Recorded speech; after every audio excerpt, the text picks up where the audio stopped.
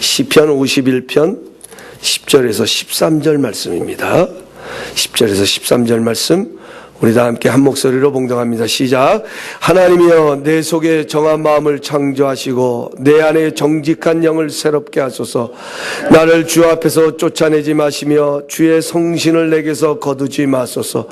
주의 구원의 즐거움을 내게 회복시키시고 자원하는 심령을 주사 나를 붙드소서. 그러하면 내가 범죄자에게 주의 도를 가르치리니 죄인들이 주께 돌아오리이다. 아멘. 저는 오늘 여러분들과 함께 회개는 하나님의 축복의 통로입니다라는 제목으로 회개하면 주어지는 축복에 대해 살펴보려고 합니다. 저는 지금까지 믿음의 길을 걸어오면서 하나님으로부터 경험되고 깨달아지는 아주 중요한 영적인 원리가 있습니다. 그것은 하나님께서는 하나님의 놀라운 일을 이루실 때는 먼저 우리의 마음에 소원을 주신다는 사실입니다. 하나님은 환경이 좋아서 소원을 주시는 것이 아닙니다. 여건이 갖추어져 있기 때문에 소원을 주시는 것이 아닙니다. 하나님께서는 하나님의 기쁘신 뜻을 위하여 우리 안에 소원을 두시고 그 일을 행하게 하신다라고 말씀하고 계십니다. 요즘 들어 제 마음속에 끊임없이 일어나는 간절한 소원이 있습니다. 그것은 우리가 잘 될 수밖에 없는 이유입니다. 2010년도를 시작하면서 하나님께서는 우리 모두에게 잘 될 수밖에 없는 비결이란 말씀을 허락하여 주셨습니다. 저는 요즘 기도하면서 이것을 꿈꾸고 있습니다. 여러분의 기도의 제목을 가지고 기도하면서 여러분과 제가 잘 되는 그림을 그리고 있습니다. 결코 환경이 좋아서 잘 되는 것이 아닙니다. 지금 이 순간에도 정말 어렵고 힘든 시간들을 보내시는 분들도 이 자리에 나와 앉아 계실 것입니다. 그러나 악한 자라도 자식에게는 좋은 것을 주거든 하물며 구하는 자에게 구하는 너에게 좋은 것을 주시지 않겠냐고 말씀하신 그 하나님 때문에 우리는 잘 될 수밖에 없는 것입니다. 비록 고난의 시간을 보내고 있어도 그 고난을 통해 최상의 것을 허락하여 주시는 하나님의 은혜 때문에 우리는 잘 될 수밖에 없는 것입니다. 2010년도 우리 모두는 잘 되어야 합니다. 물질적으로만 잘 되는 것이 아니라 먼저 영혼이 잘 되고 범사가 잘 되며 강건함을 이루는 역사가 일어나야 합니다. 중요한 것은 어떻게 하면 좋은 것을 주시는 하나님의 은혜를 누릴 수 있을까 하는 문제입니다. 오늘 본문 말씀은 회개하는 다윗의 기도를 담고 있는 내용입니다. 우리가 잘 아는 대로 다윗은 하나님의 마음에 합한 자였습니다. 하나님의 마음에 합한 자라는 것은 하나님이 정하신 기준에 쏙 들었다라는 뜻을 담고 있는 것입니다. 다윗이 하나님의 마음에 합한 자가 될 수 있었던 것은 그가 범죄하지 아니하고 항상 깨끗한 삶을 살았기 때문이 아닙니다. 우리가 잘 아는 대로 다윗은 죄를 범했습니다. 그럼에도 불구하고 하나님께서는 다윗을 내 마음에 합한 자라고 합한 사람이라고 부르시면서 그를 사랑하셨습니다. 그 이유가 무엇일까요? 여러분, 반대로 하나님께서 사울왕을 버리셨는데 사울왕을 버리신 이유는 무엇일까요? 사울왕이 다윗보다 죄를 더 많이 지었기 때문이 아닙니다. 사울이나 다윗이나 하나님 앞에서 죄를 짓기는 마찬가지입니다. 다윗도 간음했고 살인했고 탐심을 품기도 했습니다. 그러나 다윗은 하나님의 마음을 깨닫고 회개하였고 사울왕은 회개하지 않았습니다. 여러분, 우리가 신약성경에 가서 보면 예수님의 사랑을 받았던 두 사람이 있습니다. 한 사람은 가룟 유다고 한 사람은 베드로입니다. 여러분, 두 사람의 차이가 무엇입니까? 베드로는 죄를 범하지 않았고 가룟 유다만 예수님을 은 30냥에 팔았던 것일까요? 우리가 잘 아는 대로 가룟 유다만 예수님을 판 것이 아니라 베드로도 예수님을 부인했던 사람입니다. 그는 다른 사람은 다 예수님을 버리고 떠난다 할지라도 나는 결단코 주님을 버리지 않겠습니다. 나는 주님과 함께 끝까지 가겠습니다. 예수님에게는 절대로 그러한 일이 일어나지 않을 것입니다 라고 호언장담했던 베드로입니다. 그러나 그는 어린 소녀 앞에서 예수님을 모른다고 3번이나 부인하게 됩니다. 그것도 마지막 3번째는 예수님을 나는 모릅니다 정도가 아니라 예수님을 저주하면서까지 그는 예수님을 부인했던 사람입니다. 가룟 유다나 베드로나 주님 앞에서 죄를 짓기는 마찬가지입니다. 그럼에도 불구하고 그 두 사람의 인생의 결론이 그렇게 끝이 날 수밖에 없었던 가장 중요한 이유는 베드로는 회개하였지만 가룟 유다는 회개하지 않았던 것입니다. 저는 이 말씀을 보면서 제 자신을 돌아보았습니다. 저는 하나님의 은혜로 목사가 되었습니다. 결코 제 자신이 잘나서 목사가 된 것은 아닙니다. 바울의 고백처럼 만삭되지 못한 부족한 존재이지만 긍휼에 풍성하신 하나님의 은혜로 말미암아 목사가 되었습니다. 사람들은 저를 바라볼 때 그냥 바라보는 것이 아니라 어떤 잣대를 가지고 바라봅니다. 목사는 무엇인가 저 세상 사람들과는 다르다라고 하는 그런 어떤 의로움을 가지고 늘 저를 대하고 저를 바라봅니다. 어떨 때는 이런 것들이 저에게는 상당히 부담스럽게 자리 잡을 때도 있습니다. 저의 내면을 들여다보면 제 마음에도 세상 사람들과 다를 바 없는 미움과 원망과 불평이 자리 잡고 있음을 발견하게 됩니다. 저에게도 저 세상 사람과는 다를 바 없는 허물과 죄성이 자리 잡고 있지만 그럼에도 불구하고 제가 잘될 수밖에 없는 이유가 있다면 회개하는 자에게 주시는 하나님의 축복 때문인 줄로 믿습니다. 허물 많은 제가 오늘 이 말씀을 감히 여러분 앞에서 전할 수 있는 것은 회개하는 자에게 주시는 하나님의 축복을 힘입고 하나님의 사랑을 받는 하나님의 마음에 합한 자가 되기를 원하는 그러한 마음을 담아서 오늘 이 말씀을 전하게 되어지는 것입니다. 그러면 왜 하나님은 회개하는 자를 축복하실까요? 회개는 하나님께로 돌아가는 것입니다. 다윗이 하나님의 사랑을 받을 수 있었던 것은 자신의 죄를 깨닫고 그 죄의 자리에 머물러 있었던 것이 아니라 하나님께로 돌아갔다는 것입니다.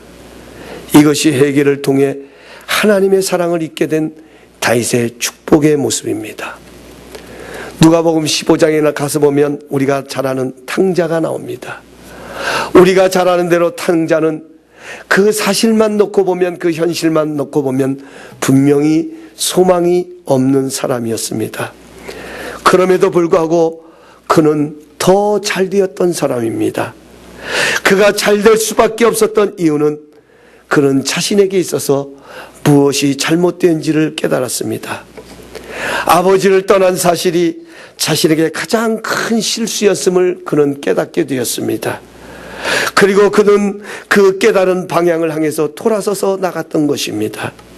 비록 자신은 실패자라는 부끄러운 모습을 하고 있었지만 그는 단호하게 아버지를 향해 돌아섰습니다. 그가 아버지를 향해 돌아섰을 때에 모든 잘못과 실수를 뛰어넘어 용서하시는 아버지의 사랑을 누리게 되었습니다. 이것이 바로 회개하는 탕자가 누렸던 아버지로부터 받았던 축복의 모습인 것입니다. 사랑하는 성도 여러분, 우리가 잘될 수밖에 없는 이유는 죄를 짓지 않고 실수하지 않기 때문이 아닙니다.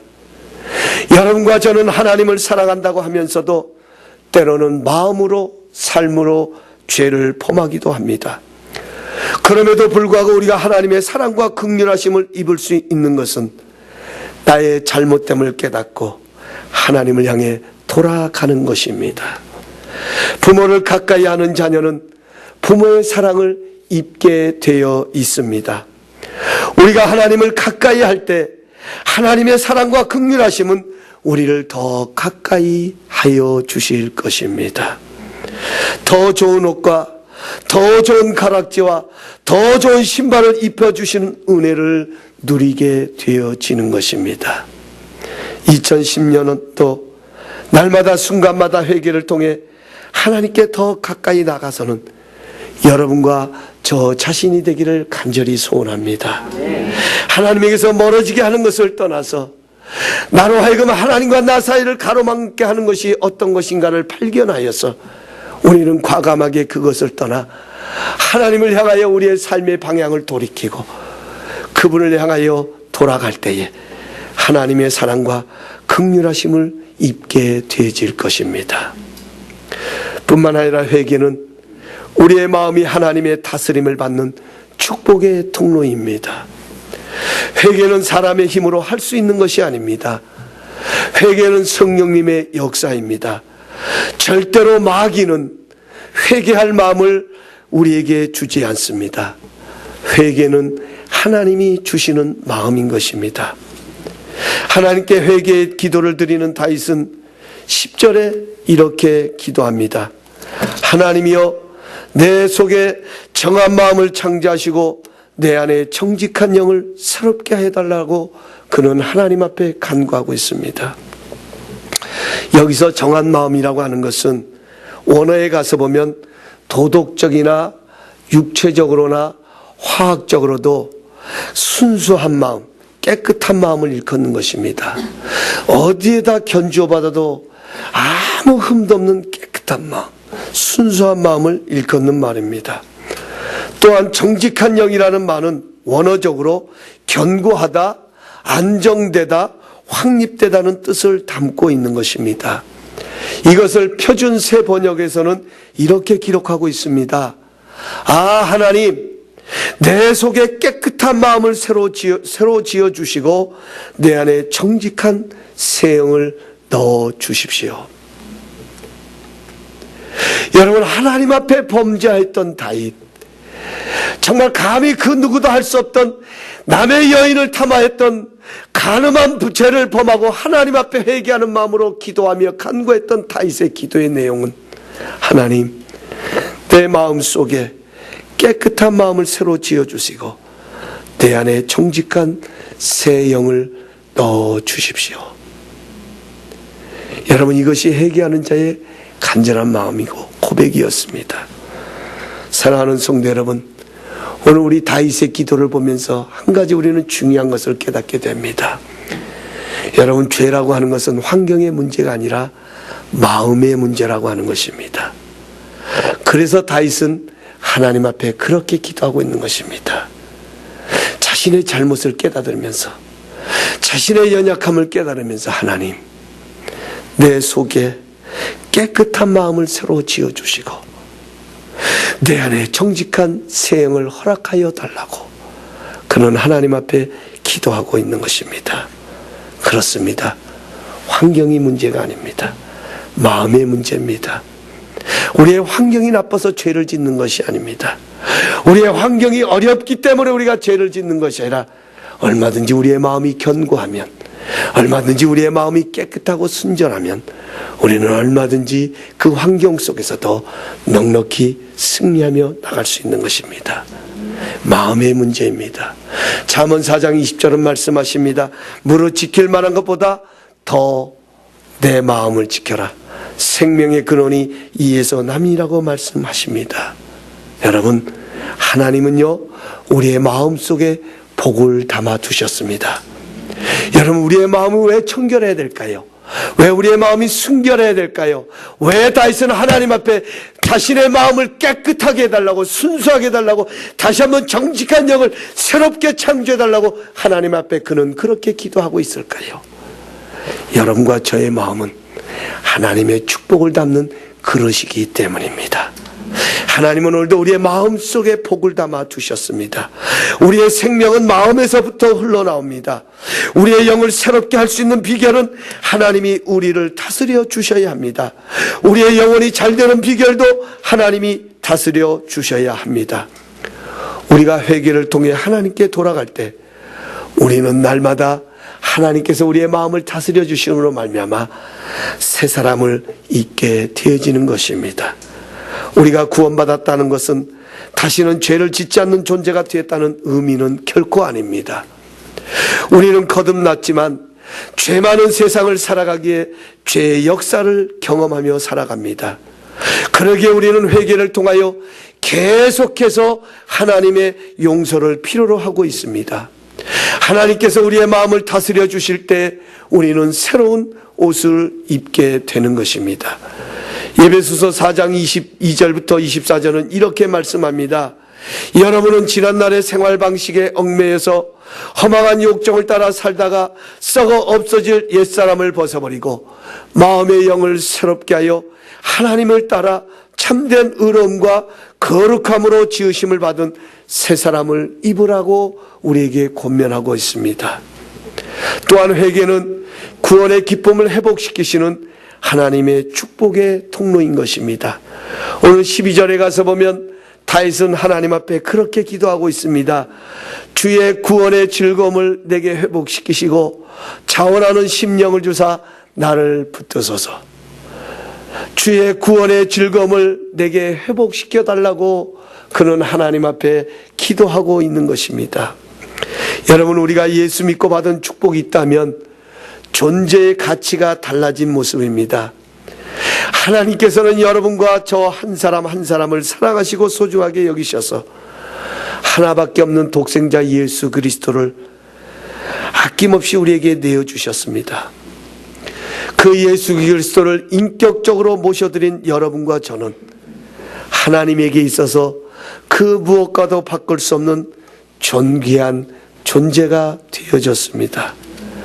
분명한 것은 이제는 하나님에게 있어서 무엇과도 바꿀 수 없는 존귀한 존재가 된 것입니다. 하나님에게 있어서 우리보다 더 소중한 것은 없습니다.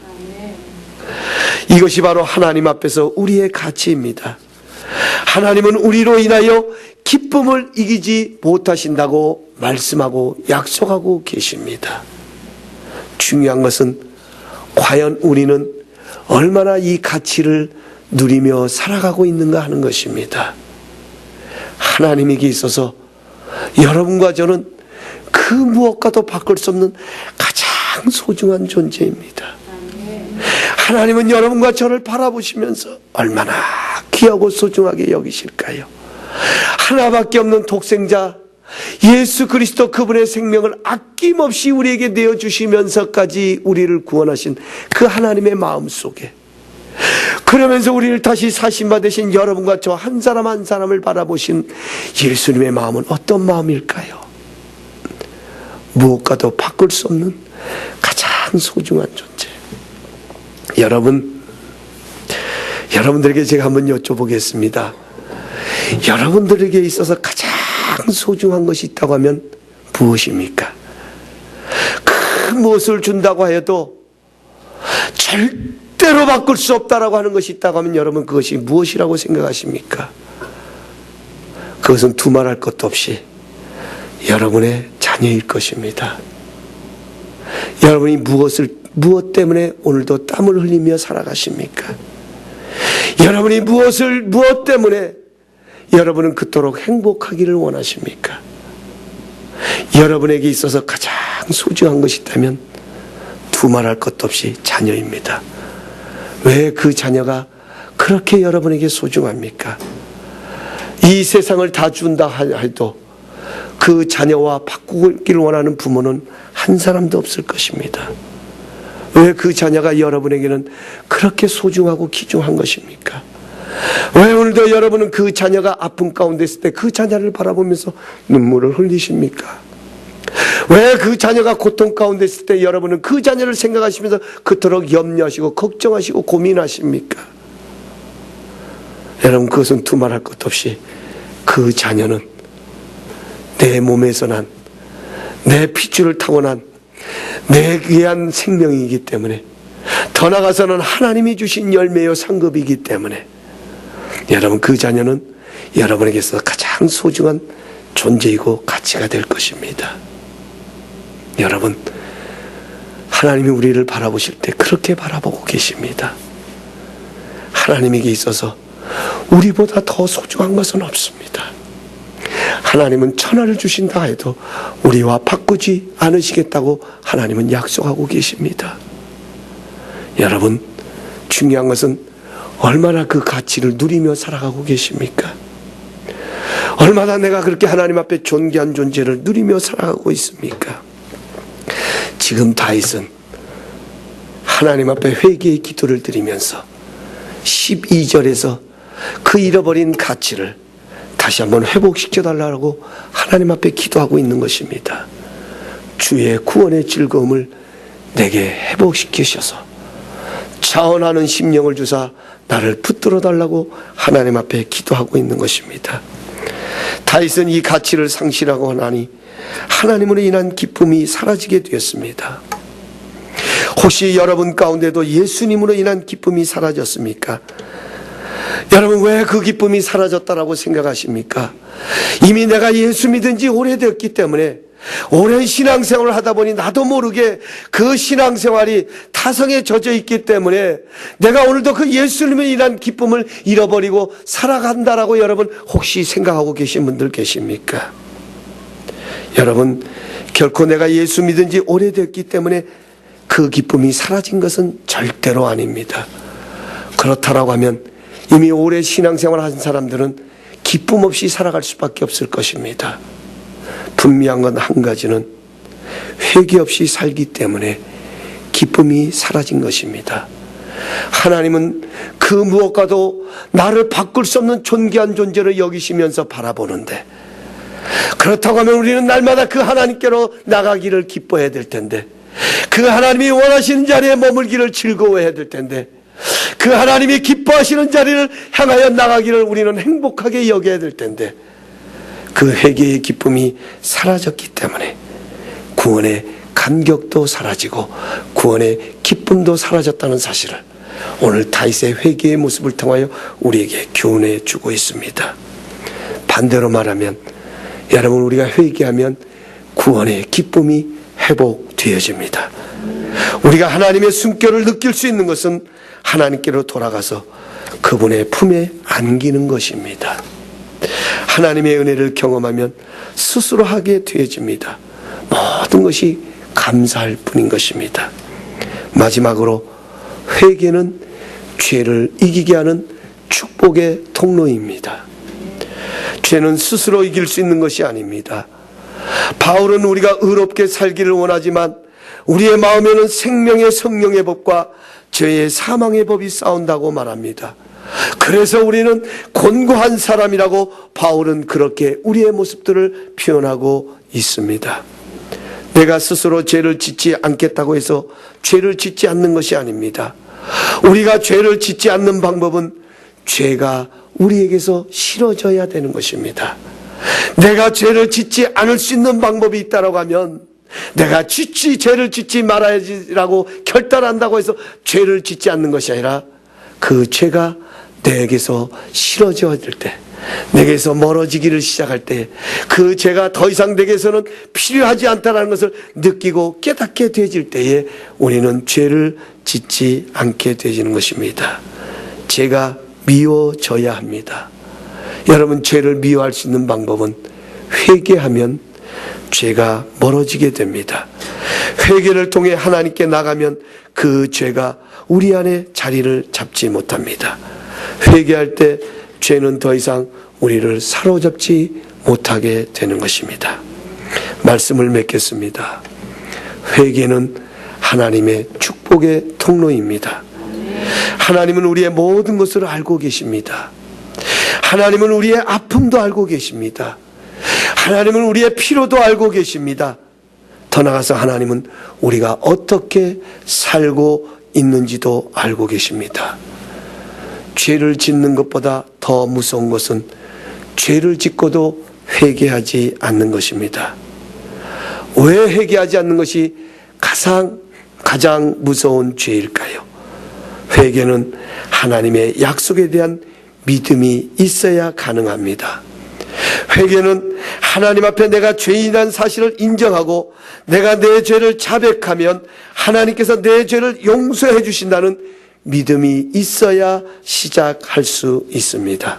하나님께서 우리들의 죄를 용서하신다는 확신은 예수 그리스도의 보배로운 피에 있습니다. 베드로전서 1장 18절에서 19절은 이렇게 말씀합니다. 너희가 알거니와 너희 조상의 유전한 망령된 행실에서 구속된 것은 은이나 금같이 없어질 것으로 한 것이 아니요 오직 흠없고 점없는 어린 양 같은 그리스도의 보배로운 피로 한 것이라고 말씀하고 있습니다. 회개는 예수님을 통해 하나님께로 돌아가는 믿음의 행위입니다. 하나님께서는 회개하는 자를 기뻐하십니다. 회개하는 자만이 하나님의 다스림을 받을 수 있기 때문입니다. 하나님의 다스림을 받는 사람들이 천국의 삶을 살 수 있기 때문입니다. 하나님의 다스림을 받는 사람은 계속적인 변화를 경험하게 됩니다. 아무쪼록 2010년도 회개를 통해서 하나님의 축복을 누려가시는 우리 모든 성도님들 되셔서 더 잘 되지는 우리 모두가 되시기를 주님의 이름으로 축원합니다. 기도하겠습니다.